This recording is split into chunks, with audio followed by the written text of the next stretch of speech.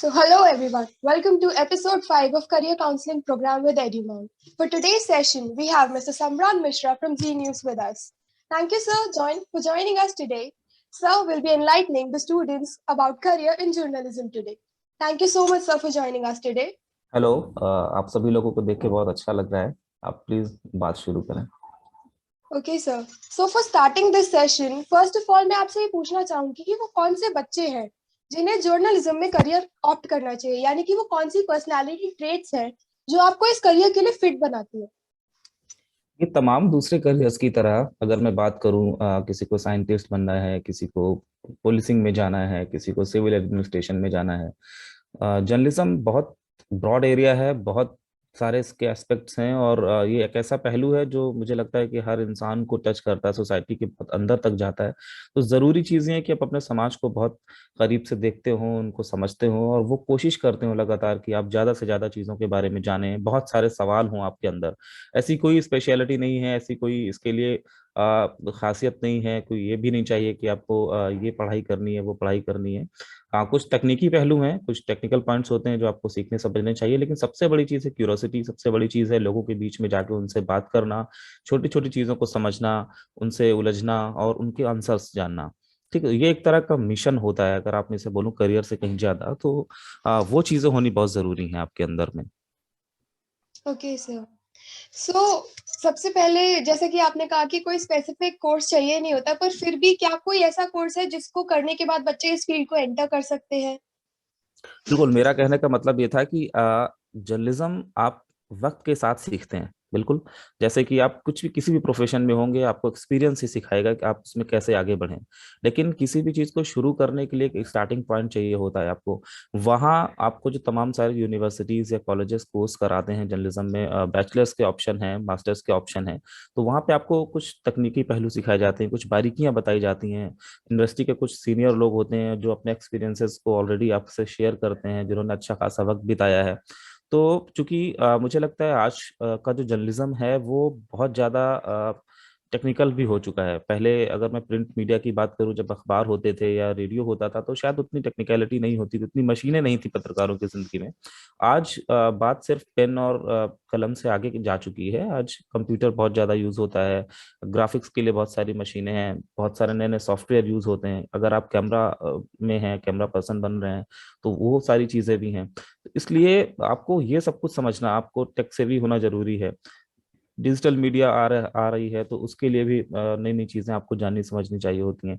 इसलिए जो तमाम सारे कोर्स हैं वहाँ पे आपको बेसिक जो चीज़ें हैं, बुनियादी चीज़ें हैं, वो आप सीखते हैं। आपको और स्किल किया जाता है, आपकी स्किल को और थोड़ा सा निखारा जाता है कि भाई आपको कहाँ कहाँ जाना है, कहाँ नहीं जाना है। और दूसरी बड़ी चीज़ कि आपके कॉन्टेक्ट्स भी बनते हैं वहाँ पे, आपको सपोर्ट करते हैं और जो आपके सीनियर्स होते हैं कि कैसे आपको इस फील्ड में अंदर जाना है, कैसे आपको जॉब के लिए कोशिश करनी है। तो इसलिए आजकल ज़्यादातर जो बच्चे हैं वो, या ज़्यादातर जो संस्थान हैं, मीडिया ऑर्गेनाइजेशन से, वो भी इनको प्रेफर करते हैं जो जर्नलिज्म का कोर्स करके आते हैं। इसके लिए आप ग्रेजुएशन के भी ऑप्शन है, मास्टर्स के भी ऑप्शन है। और मुझे लगता है कि बहुत अच्छी सोसाइटीज़ हैं, जैसे Indian institute of mass communication best institute माना जाता है। उसकी कई ब्रांचेस हैं, दिल्ली में भी है, उड़ीसा में भी है, अब तो और भी जगहों पे आ गई हैं। तो वहाँ से आप कोर्सेज कर सकते हो, 1 साल का भी कराते हैं और 2 साल का भी कराते हैं। इसी तरीके से BHU में कोर्सेज होते हैं, जामिया मिलिया इस्लामिया में भी होते हैं, जामिया यूनिवर्सिटी में भी हैं, माखनलाल चतुर्वेदी हैं। इसके अलावा कई प्राइवेट बड़े ऑर्गेनाइजेशंस हैं, बड़े कॉलेजेस हैं, यूनिवर्सिटीज़ हैं, वो भी जर्नलिज्म के कोर्सेज कराते हैं। तो आप कहीं से भी ये कोर्स कर सकते हैं और उसके बाद यहाँ से अपना करियर शुरू कर सकते हैं। Okay sir. तो सर एक बहुत ही पॉपुलर कोर्स होता है, मुझे लगता है जर्नलिज्म में, जो ज्यादातर सबको पता होता है, BJMC। तो अगर उस कोर्स के बारे में थोड़ा सा आप कुछ बता सके तो। बिल्कुल, जैसे आप 10+2 करते हैं और जैसे कि आप बीटेक के लिए जाते हैं या किसी भी ग्रेजुएट कोर्स के लिए जाते हैं, उसी तरीके से BJMC होता है। BJMC में आप 12वीं के बाद एडमिशन लेते हैं मास मीडिया के लिए।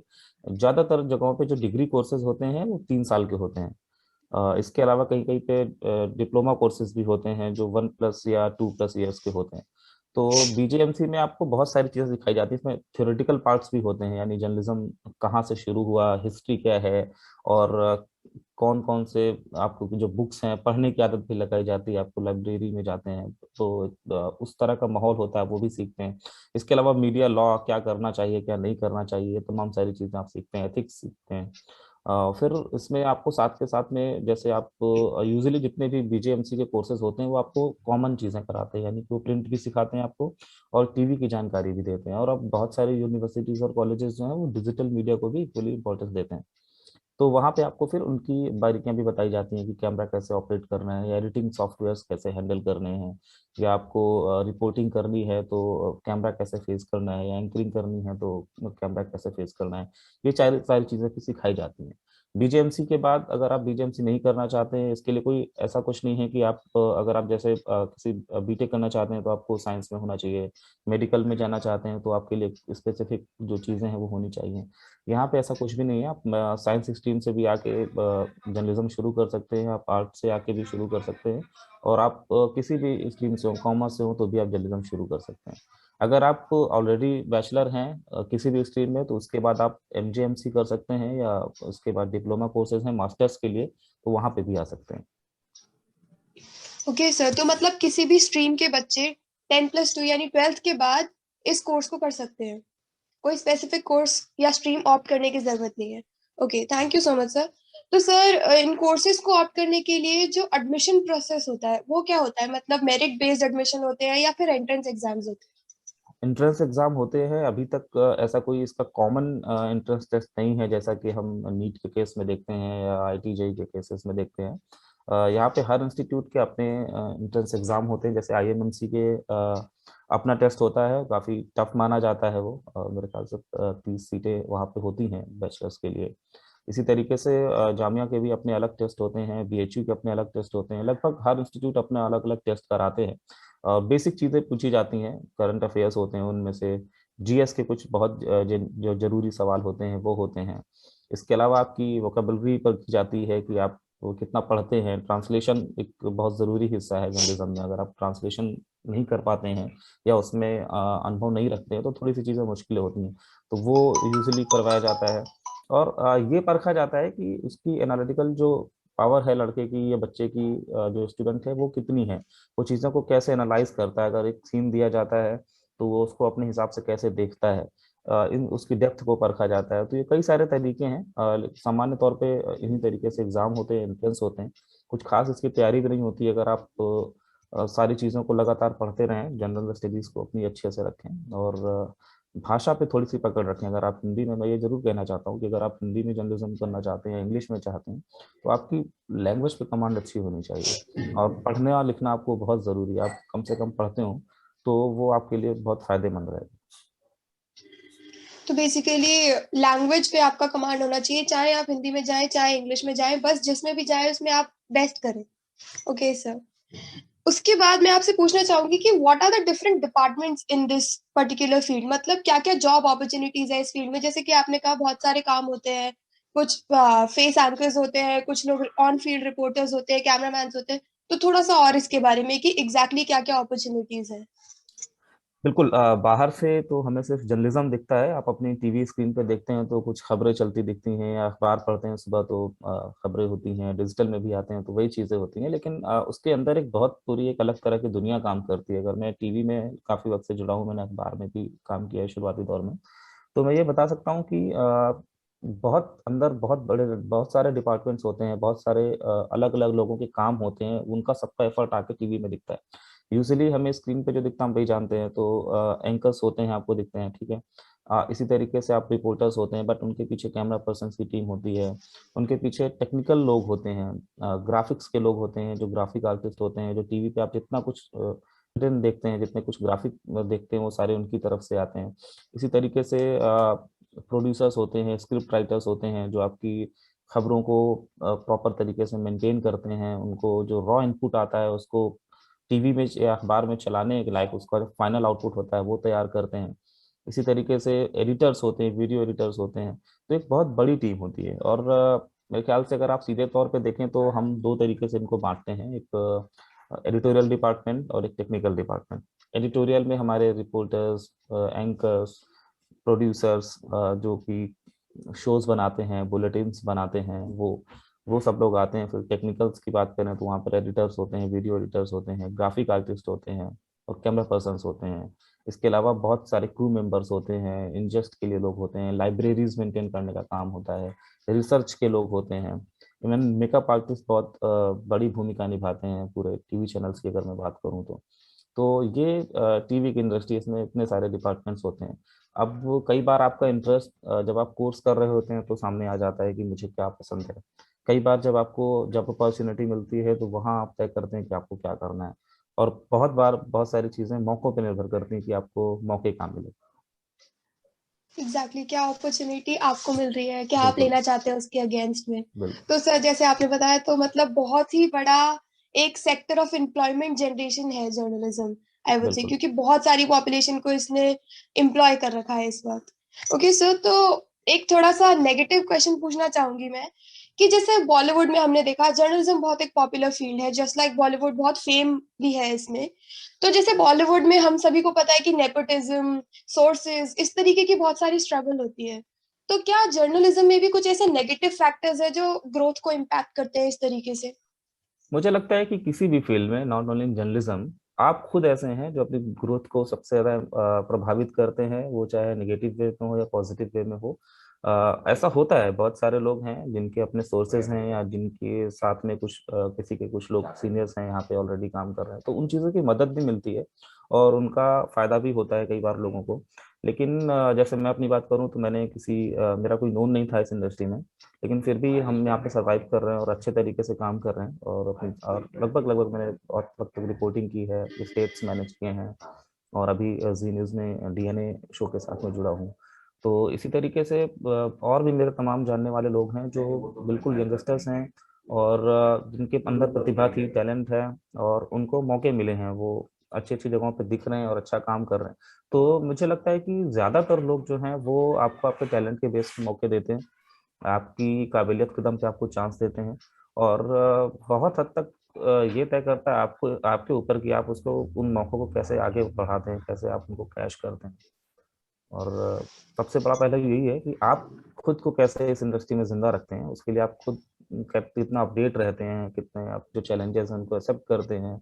कंफर्ट जोन में तो नहीं चले जाते हैं, क्योंकि इस इंडस्ट्री का सबसे बड़ा जो ड्रॉबैक है, या जो आप ये कह लीजिए कि यहाँ पे आपको कंफर्ट जोन में जाने की बिल्कुल भी परमिशन नहीं होती, बिल्कुल भी अलाउड नहीं है। आपको हमेशा एक नए चैलेंज के लिए तैयार रहना पड़ेगा।